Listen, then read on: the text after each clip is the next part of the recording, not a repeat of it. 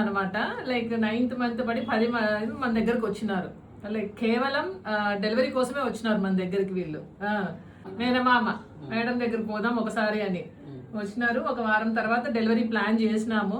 First కాన్పు normal కి try చేసినాము. 3.8 kg బేబీ నార్మల్ డెలివరీ అయిపోయింది. సక్సెస్ఫుల్ గా బేబీని నార్మల్ డెలివరీనే అయింది, వెజనల్ డెలివరీ. పొద్దుటూరులో చాలా హాస్పిటల్ తిప్పాము. నార్మల్ డెలివరీకి కష్టం అన్నారు.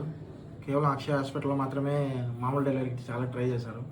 మేడం గారికి చాలా థ్యాంక్స్ మేడం, చాలా ట్రై చేశారు. మావిడ 3.8 kgs ఉన్నాడు మా బేబీ. చాలా హ్యాపీగా ఉంది. స్టాఫ్ ఇక్కడ హాస్పిటల్ మొత్తం బాగా చూసుకుంటారు. Please come to receive Akshaya hospital.